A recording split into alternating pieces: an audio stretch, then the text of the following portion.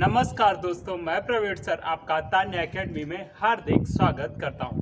दोस्तों, जैसे आप देख पा रहे हैं, आज हम बात करने वाले हैं किसके बारे में? सिकंदर लोदी के बारे में, जिसने कब से कब शासन किया था? 1489 से लेकर 1517 तक इन्होंने शासन किया था। ये किसका पुत्र था? तो ये था बहलोल लोदी का पुत्र। दोस्तों, आपने इतिहास में जो भी देखा है, जब भी क्या होता है, पिता की मृत्यु होती है तो अधिकतर टाइम या फिर अधिकांश समय आप देखते हैं क्या होता है, उत्तराधिकार क्या होता है? युद्ध होता है। उसी तरीके से बहलोल लोदी के पुत्रों में भी क्या देखने को मिलता है? आपको उत्तराधिकार का युद्ध देखने को मिलता है। सिकंदर लोदी की बात से हम क्या करेंगे, पहले तो स्टार्टिंग करेंगे कि कैसे सिकंदर लोदी शासक बना था। बहलोल लोदी के दो पुत्र थे। कितने थे? बहलोल लोदी के दो पुत्र थे। बहलोल लोदी दो पुत्र थे। कौन कौन? एक था बारबक शाह और दूसरा कौन था? निजाम खां। कौन था? निजाम खां। दोस्तों, जब क्या होता है, किसकी मृत्यु हो जाती है? बहलोल लोदी की मृत्यु हो जाती है। बहलोल लोदी की मृत्यु के पश्चात क्या होता है? बारबक शाह और निजाम खां को लेकर सरदारों में क्या होता है? मतभेद होता है और इस मतभेद के फलस्वरूप एक सभा का आयोजन किया जाता है। क्या किया जाता है? एक सभा का आयोजन किया जाता है। इस सभा में आप देखेंगे कि बारबक शाह क्या है? बारबक शाह का जो पक्ष था वो क्या था? मजबूत था, जबकि निजाम खां का जो पक्ष था वो क्या था? कमजोर था। बारबक शाह जो क्या था? जौनपुर का प्रशासक नियुक्त हुआ था। उसको नियुक्त करने वाला कौन था? बहलोल लोदी ही था। तो बारबक शाह के पास पहले से ही क्या था? शासन संचालन का क्या था? अनुभव था। दूसरी चीज आप देखेंगे, ये जो निजाम खां था, इसकी मां सुनार थी। क्या थी? इसकी मां क्या थी? सुनार थी। और इसकी मां का नाम क्या था? जयबंद। जयबंद क्या है? जयबंद। मां का नाम क्या था? जयबंद था, जो क्या थी? एक सुनार थी। होगा पहले तो क्या है, कुछ लोग किसे बनाना चाह रहे थे? निजाम खां को ही सुल्तान बनाना चाह रहे थे। लेकिन क्या थे, ये हिंदू मां से उत्पन्न हुआ था, इसलिए इसे कुछ अमीर नहीं बनाना चाह रहे थे। और दूसरा पक्ष जो था, उसका पक्ष था किसके पक्ष में? बारबक शाह के पक्ष में था। और ये कैसा था? मजबूत था। कैसा था? मजबूत था। मैंने बताया कि आपको इसके लिए क्या होती है? एक सभा का आयोजन होता है। क्या होता है? एक सभा का आयोजन होता है। इस सभा में क्या बुलाया जाता है? अमीरों को बुलाया जाता है। क्या किया जाता है? अमीरों को बुलाया जाता है और कहा जाता है कि कौन सुल्तान बनना चाहिए। तो इसमें आप देखेंगे कि इनका चाचा बहलोल लोदी का चचेरा भाई क्या था? चचेरा भाई, जिसका नाम था ईसा खां। कौन था? ईसा खां। ईसा खां क्या था? चचेरा भाई था। किसका? बहलोल लोदी का। जब क्या करती है इसकी मां जयबंद, कहती है कि मेरे पुत्र को क्या बनना चाहिए? सुल्तान बनना चाहिए। जब अपना पक्ष रखती है तो इसका जो चाचा होता है, ईसा खां किसके समर्थन में था? बारबक शाह के समर्थन में था। और ईसा खां क्या करता है? सुनार जो थी, जिसकी मां जयबंद को क्या करने लगता है? गाली देने लगता है और अपशब्द कहने लगता है। क्यों? क्योंकि वो हिंदू था, इसलिए ऐसा कहता है वो। ठीक है, तो इस चीज को देखेंगे। इसका विरोध का कारण क्या होता है? क्योंकि यह हिंदू गर्भ से उत्पन्न हुआ था। और ईसा खां क्या करता है? इसका विरोध करता है कि उसे शासक नहीं बनना चाहिए। जब ऐसी स्थिति को देखते हैं अमीर, क्या है? जब ऐसी स्थिति को अमीर देखते हैं तो क्या करते हैं? जो अमीर होते हैं वो किसका समर्थन कर देते हैं? निजाम खां का समर्थन कर देते हैं। और निजाम खां से जो अमीर इसके विद्रोही भी थे, क्या होता है? इसके समर्थन में आ जाते हैं। और यही क्या होता है? सिकंदर शाह लोदी के नाम से। किसके नाम से? सिकंदर शाह लोदी के नाम से शासक बनता है। सिकंदर शाह लोदी के नाम से क्या बनता है? शासक बनता है। इस तरीके से कौन शासक बनता है? सिकंदर शाह लोदी। आपने देखा कि बारबक शाह भी क्या बनना चाहता? शासक बनना चाह रहा था। और इसके ईसा खां ने, जो क्या था? उसका चाचा था, उसने उसकी मां को क्या दी? गाली दी, अपशब्द कहा। और इसी का फायदा किसको मिल गया? निजाम खां को मिल गया। मतलब क्या हो गई? लोगों की सहानुभूति उसके साथ हो गई। बात करें तो इसके जो समर्थक थे वो भी क्या होते हैं, इसके समर्थक, मतलब कि बारबक शाह के जो समर्थक होते हैं वो किसके साथ आ जाते हैं, निजाम खां के साथ आ जाते हैं। निजाम खां के साथ में आने वाले का नाम देखेंगे तो नंबर 1 पे जो था वो था खाने खाना फार्मूली। खाने खाना फार्मूली। दूसरा जो व्यक्ति था उसका नाम था खाने जहां लोधी। क्या नाम था, खाने जहां लोधी। तीसरा जो था इसका स्वयं का जो वजीर था, मतलब बहलोल लोधी का जो वजीर था वो भी क्या आ जाता है, इसके समर्थन में पहले ही था, फिर क्या होता खुल के उसके समर्थन में आ जाता है। खाने आजम आलम खां सरवानी। खाने आजम आलम खां सरवानी।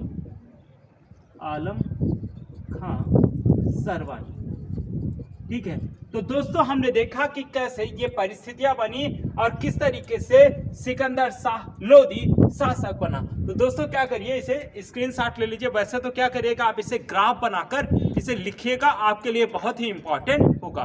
तो लिख लीजिए या फिर स्क्रीनशॉट ले लीजिए।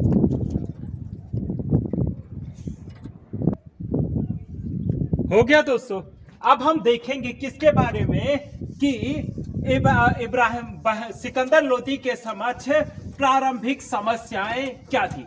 प्रारंभिक समस्याओं की बात की जाएगी तो प्रारंभिक समस्या ये थी कि उसे क्या करना है, अपने आप को अफगान सिद्ध करना है। क्या करना है, अफगान सिद्ध करना है, क्योंकि उसकी माँ जो थी, क्या थी, उसकी माँ जो जयबंद थी वो क्या थी, सुनार थी। वो क्या माना क्या जाता है, वो हिंदू का पुत्र था, हिंदू महिला का पुत्र था। तो उसे क्या सिद्ध करना है, स्वयं को अफगानी सिद्ध करना है। अगर वो ऐसा नहीं कर पाता है तो वो ढंग से शासन नहीं कर पाएगा। दूसरी चीज जो सबसे बड़ी प्रॉब्लम थी वो थी बारबक शाह। क्या था, बारबक शाह, जो उसके सुल्तान के पद पे बने रहने के लिए क्या हो सकता था, बाधा हो सकता था। तो दूसरी प्रॉब्लम थी बारबक शाह को रास्ते से हटाना। तीसरी बात थी कि सुल्तान के पद की प्रभुता को, क्या है, सुल्तान के पद की प्रभुता को स्थापित करना है। क्योंकि मैंने आपको बताया था बहलोल लोधी ने क्या किया था, समान नीति का पालन किया था। और उस समान नीति में आप देखते हैं कि वो क्या है, समानों में एक विशिष्ट है, इस तरीके की नीति को लागू करता है। मैंने आपको बताया था कि बहलोल लोधी क्या करता है, कालीन पर बैठता है या फिर दरी पर बैठा करता था, कभी पर सिंहासन पर नहीं बैठा था। तो इसीलिए उसे क्या करना है, सुल्तान की प्रभुता को स्थापित करना था, जो क्या हुई थी, बहलोल लोधी के समय गिर चुकी थी। चौथी जो चीज थी वो था रिक्त राजकोष को भरना। क्या था, रिक्त राजकोष को भरना। लास्ट बात की जाए तो क्या था, जो विद्रोही क्षेत्र थे, क्या है, जो विद्रोही क्षेत्र थे उस पर क्या करना था, शासन स्थापित करना था। तो हम करेंगे प्रारंभिक कठिनाई। सिकंदर लोधी की प्रारंभिक कठिनाई। ठीक है। नंबर 1, स्वयं को अफगान सिद्ध करना। दूसरा, तीसरा, चौथा, पांचवा, स्वयं को अफगान सिद्ध करना। बारबक शाह पर नियंत्रण स्थापित करना।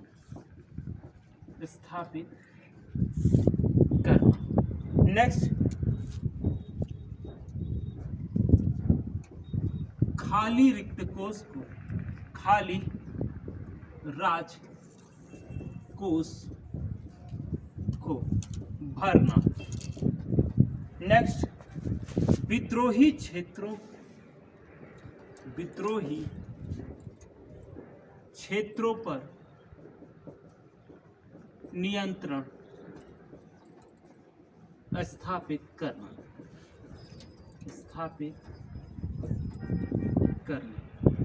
पांचवा जो इसका कारण था वह था सुल्तान की प्रभुता को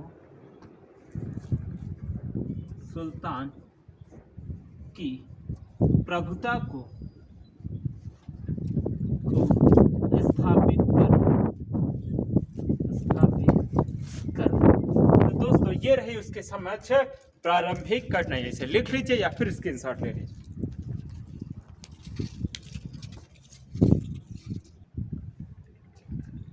हो गया दोस्तों।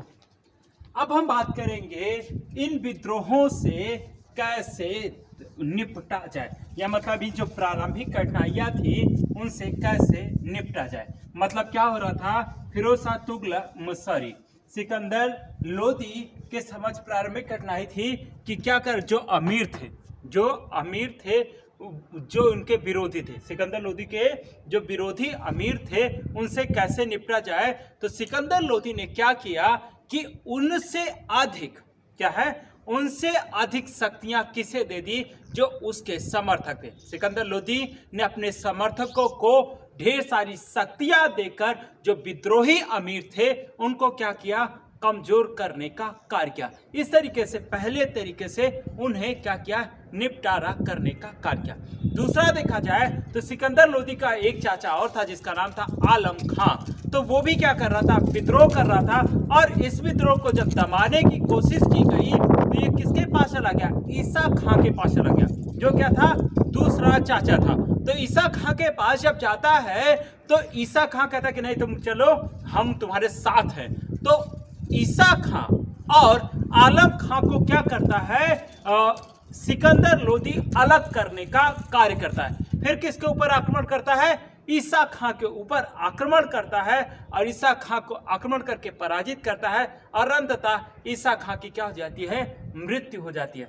जैसे 1 से 2 हो जाते तो क्या कर सकते थे, वो विद्रोह करके शासन स्थापित कर सकते थे, लेकिन वो ऐसा नहीं कर पाते हैं क्योंकि उन्होंने क्या कर दिया था, अलग करके उनको रख दिया था। आलम खां को क्या कर दी, जागीर दे दी। और इस कारण क्या हुआ, आलम खां शांतिपूर्वक बैठा रहा और कौन पिटा गया, ईसा खां खुद ही पिटाया। और अंततः विजय किसकी हुई, सिकंदर लोदी की हुई। नेक्स्ट बात की जाए तो वहां पर आप देखेंगे कि बारबक शाह को भी नियंत्रित करने का कार्य किया गया। बारबक शाह के पास क्या है, बारबक शाह के पास सिकंदर लोदी ने क्या है, सिकंदर लोदी ने दूत भेजा, दूत भेजा और कहा कि तुम उससे कहना, किससे, बारबक शाह से कहना कि तुम क्या करो, केवल नाम मात्र की मेरी अधीनता स्वीकार कर लो और तुम क्या करो, जौनपुर से स्वतंत्र रूप से शासन करते रहो, मुझे कोई दिक्कत नहीं है। लेकिन बारबक शाह क्या है, बारबक शाह आक्रमण करने का पूरा प्लान बना चुका था, इसलिए उस संधि प्रस्ताव को वह स्वीकार नहीं करता है। और अंततः इस प्रस्ताव को ठुकराने के पश्चात वो कहां कूच कर देता है, दिल्ली की तरफ चल देता है। जब यह सूचना किसको मिलती है, सिकंदर लोदी को मिलती है। तो सिकंदर लोदी भी किधर से आता है, दिल्ली की तरफ से आता है। फिर क्या होता है, दोनों के बीच युद्ध होता है और अंततः विजय किसकी होती है, सिकंदर लोदी की विजय होती है। सिकंदर लोदी की विजय तो होगी और विजय होने के बाद बारबक के साथ वो क्या करता है, उदारता पूर्वक व्यवहार करेगा और पुनः क्या कर देगा, जौनपुर की जागीर दे देगा, कह कि तुम जाओ अपना काम धाम करो, मुझे कोई दिक्कत नहीं है। लेकिन वह शांतिपूर्वक नहीं रहता है। इस कारण अंततः ढेर सारे विद्रोह होते हैं।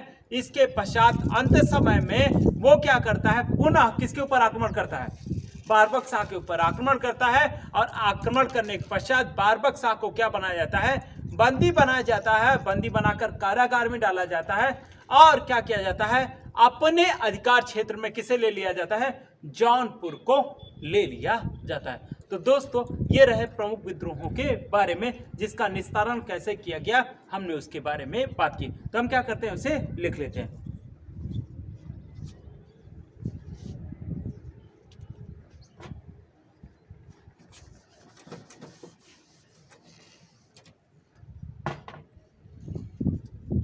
सिकंदर लोधी ने अपने विरोधी अमीरों को दबाने के लिए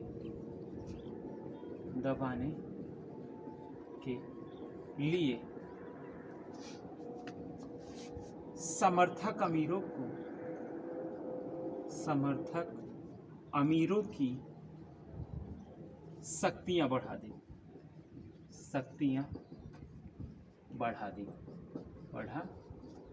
ठीक है, ये हो गया दूसरा। चाचा आलम खां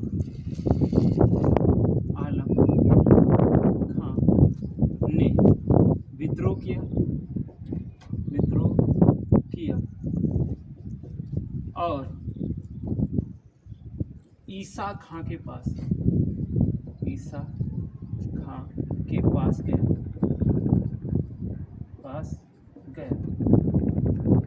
सिकंदर लोधी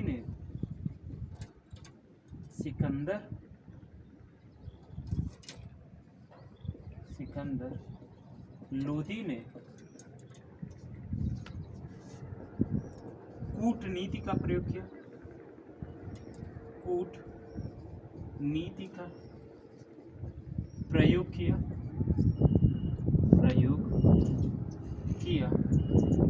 दोनों को अलग कर दिया।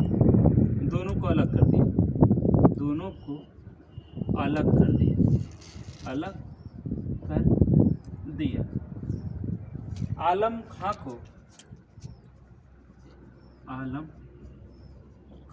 को इटावा की जागीर दी। ईसा खां के ऊपर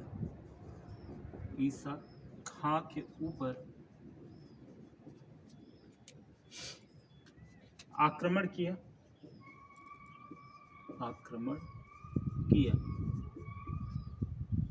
ईसा खां के ऊपर आक्रमण किया। वह पराजित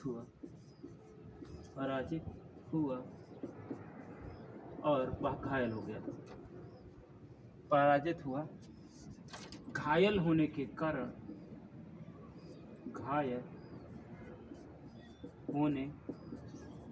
कारण कुछ समय पश्चात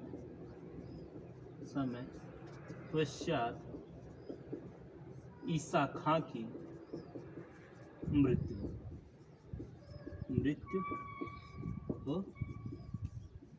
तो इसे लिख लीजिए या फिर स्क्रीनशॉट ले लीजिए।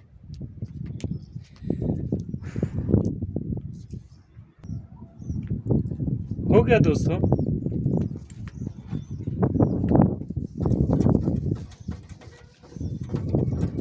देखो दोस्तों, शांति बनाए रखने के लिए कूटनीति का प्रयोग आना चाहिए।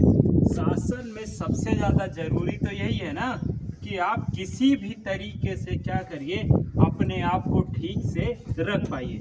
अगर सिकंदर लोधी इतना दिमाग नहीं लगाता तो क्या होता, मारा जाता, कहानी खत्म हो जाती, क्योंकि कोई इसको शासक बनने नहीं देना चाह रहा था। तो इस तरीके में अगर आप में अगर योग्यता नहीं होगी तो आप कहीं भी अच्छे पद पर नहीं पहुंच पाओगे। इसलिए आपको योग्यता के लिए सबसे ज़्यादा जरूरी क्या है, इस समय पढ़ाई करो। नौकरी जब मिलनी होगी मिल जाएगी। जब आपके आसपास काबिलियत होगी तो आपसे कोई नौकरी छीन नहीं सकता है। ठीक है, तो हम बात कर लेते हैं किसके बारे में, बारबक शाह के बारे में।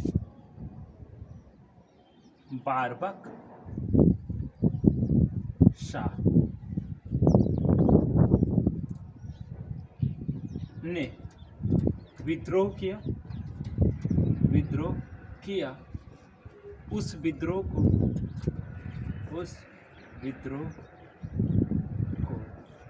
दबा दिया गया।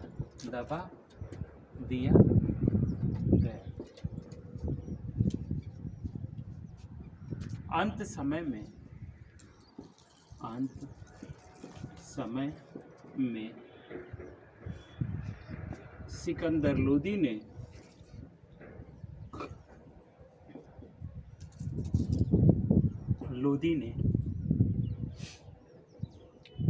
सिकंदर लोदी ने बारबक शाह को बंदी बनाकर कारागार में डलवा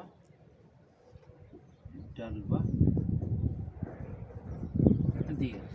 तो इस तरीके से उसने क्या किया, इन सब चीज़ों से निपटने का कार्य किया।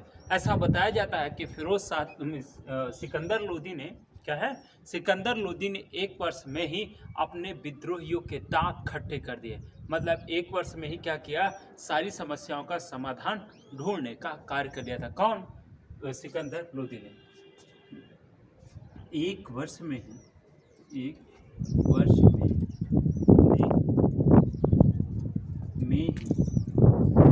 सिकंदर लोदी ने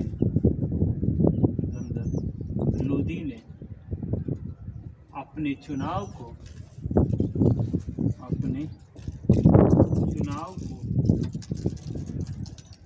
सही सिद्ध कर दिया।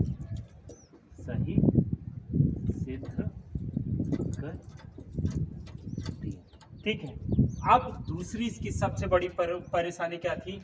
खाली राजस्व कोष को भरना। किसको? खाली राजकोष को भरना, राजस्व कोष नहीं, राजकोष को भरना था। तो अब क्या करेगा? जैसे मैंने आपको बताया था कि बहलोल लोदी ने क्या किया था, अमीरों को ढेर सारी जागीरें दी थी और जागीरों की कभी भी जांच नहीं करवाई। कौन बना शासक? सिकंदर लोदी। सिकंदर लोदी ने क्या किया, जैसे ही वह शासक बना, उसने क्या किया, राजकोष को भरने के लिए सरदारों के या अमीरों के आय व्यय की जांच करवाई। क्या करवाई? आय व्यय की जांच करवाई, जिससे क्या होता है, जो अमीर थे वो क्या हो जाते हैं, क्रोधित होते हैं। कहते हैं कि ये तुम क्या कर रहे हो, पहले तुम ये सारी चीजें तुम्हें करने का कोई अधिकार नहीं है, ये अधिकार हमें किसने दिए हैं? तुम्हारे पिता ने, बहलोल लोदी ने दिए हैं। तुम ये सब क्या कर रहे हो, दुनिया की नौटंकी। लेकिन सिकंदर लोदी कहता है कि फिर हम अपना काम कैसे करेंगे। इस तरीके से आय व्यय की जांच करवाने वाला व्यक्ति कौन था? सिकंदर लोदी था। इसमें उसने किसी को भी नहीं छोड़ा। उसके समर्थक जौनपुर के सरदार, किसने? जौनपुर के सरदार मुबारक खां को भी क्या किया था, इसने दंडित किया था, क्योंकि उसने क्या किया था, गलत तरीके से धन का संग्रहण किया था।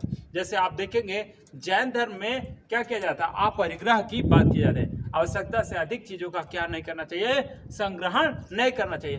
इस तरीके से यहाँ भी देखने को मिलेगा कि सिकंदर लोदी कहता है कि तुम फालतू में पैसा काहे जोड़ रहे हो, जो सही तरीके से है वो जोड़ो, कोई दिक्कत नहीं है। तो क्या करवाया, आय व्यय की जांच करवाई, और जो अपने समर्थक भी थे उनको भी क्या किया, दंडित किया, जिन्होंने गलत तरीके से पैसों का संग्रहण किया था। तो जो अमीर होंगे वो कुछ ना कुछ तो करने की कोशिश ही करेंगे।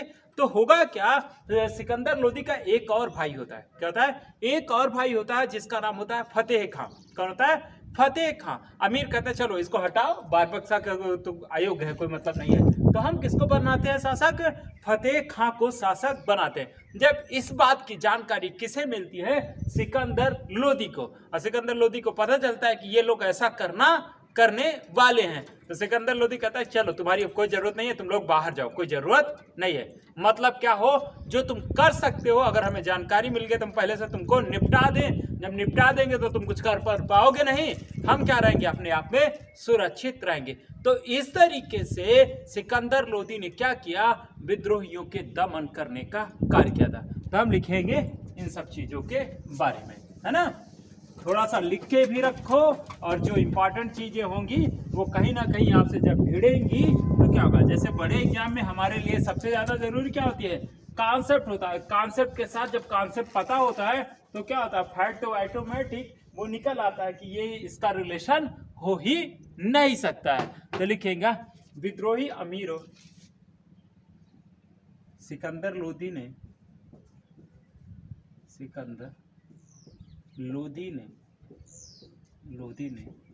विद्रोही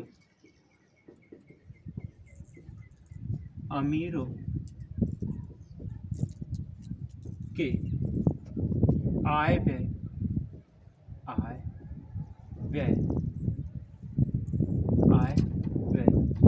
की जांच करवाई। नेक्स्ट, उसने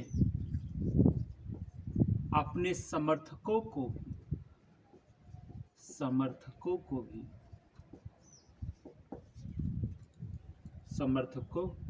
को भी इसमें शामिल किया।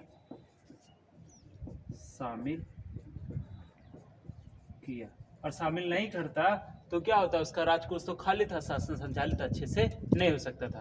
तो लिखेगा जौनपुर के सूबेदार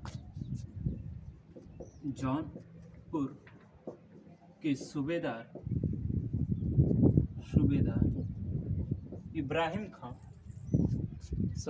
मुबारक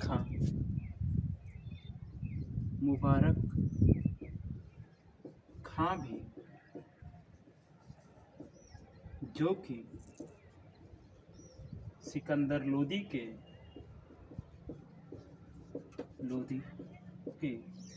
समर्थक थे,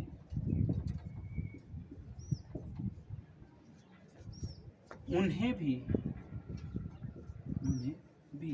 इसके लिए दंडित किया गया।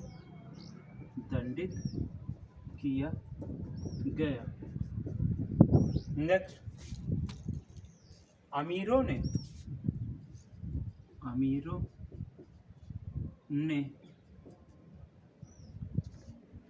साजिश के तहत, साजिश मतलब कि सही तरीके से नहीं, साजिश के तहत अमीरों ने साजिश के तहत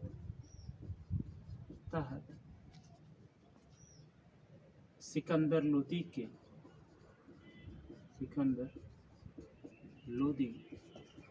के भाई फतेह खां को सुल्तान बनाने का सोचा,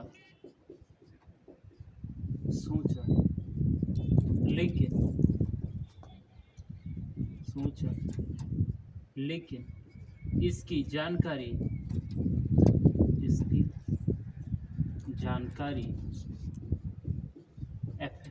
सिकंदर लोदी को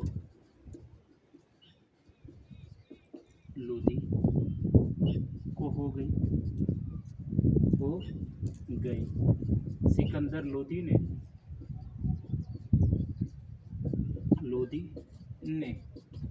अमीरों को निकाल दिया।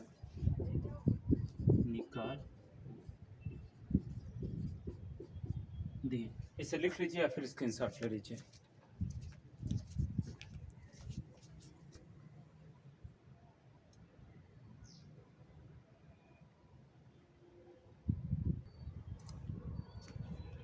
हो गया दोस्तों।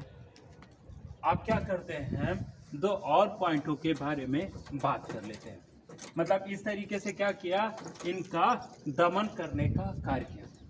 नेक्स्ट बात करें तो क्या किया था, इन्होंने और तरीकों से इन सब चीजों को समेटने का कार्य किया था। सिकंदर लोदी ने कूटनीति का भी प्रयोग किया, धर्मांधता का भी प्रयोग करके क्या किया, दिल्ली पर शासन करने की कोशिश की। ऐसा कहते हैं कि लोदी वंश में जो सबसे योग्य शासक था वो था सिकंदर लोदी, या ये भी कह सकते हैं कि सिकंदर लोदी वंश में सबसे पढ़ा लिखा व्यक्ति था। तो मतलब इन सबको क्या किया, शांति करने का कार्य किया। तो दूसरी चीज, अब जो इसके समर्थक अमीर हैं उनको कैसे संतुष्ट रखा जाए, तो उन्हें क्या किया, उपाधियां देकर संबोधित किया। मतलब क्या कर दिया, तुमको बड़ी बड़ी उपाधियां दे दी। बड़ी बड़ी उपाधियां देने के कारण लोग खुश हो गए। क्या, जब मान लो किसी के यहाँ आप नौकरी कर रहे हो, आपको अच्छे से बुला दे तो क्या होगा, आपका मन क्या हो जाएगा, खुश हो जाएगा। तो आप कोई विद्रोह नहीं करोगे। तो अपने समर्थक अमीरों को उसने क्या किया, उपाधियां देकर संतुष्ट करने का कार्य किया। नेक्स्ट बात की जाए तो उसने विद्रोह ना होने के लिए गुप्तचर व्यवस्था को बहुत कड़ाई से लागू किया। ऐसा कहता है कि प्रत्येक अमीर के घरों में क्या किया, गुप्तचरों की नियुक्ति करवाई। गुप्तचरों का माध्यम क्या कर रहे थे, वो कोई भी घटना हो रही थी तो किसकी जानकारी मिल जा रही थी, सिकंदर लोदी को मिल जा रही थी। तो इससे यह अनुमान लगा, मतलब कि उस समय यह अफवाह फैलने लगी कि सिकंदर लोदी के पास क्या है, दैवीय शक्तियां हैं, जिससे क्या हो रहा है, कोई भी छोटी घटना हो रही है तो किसके पास सूचना पहुंच जा रही है, सिकंदर लोदी के पास पहुंच जा रही है। मतलब सिकंदर लोदी कोई साधारण व्यक्ति नहीं है, लेकिन उसने क्या किया था, गुप्तचर व्यवस्था को बहुत ही मजबूत किया था, इसलिए यह ऐसा कार्य कर पा रहा है। दिल्ली सल्तनत में गुप्तचर को क्या कहते थे, बरीद कहते थे। बरीद जो होते थे या बरीद के प्रमुख को क्या कहते थे, बरीद ए मुमालिक कहा जाता था। तो हम लिखेंगे सिकंदर लोदी ने सिकंदर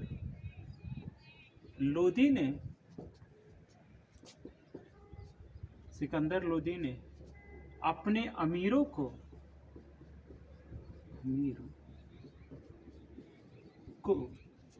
संतुष्ट करने के लिए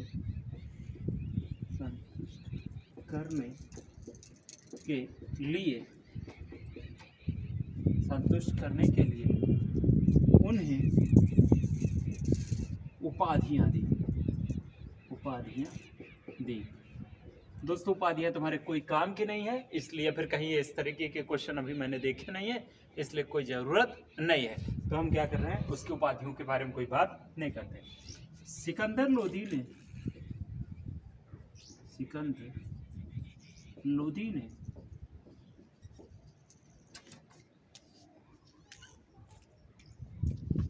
विद्रोहों के दमन के लिए गुप्तचर व्यवस्था को सुदृढ़ किया।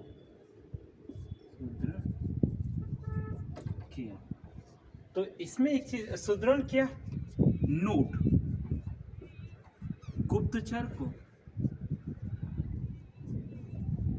बरीद, गुप्तचर प्रमुख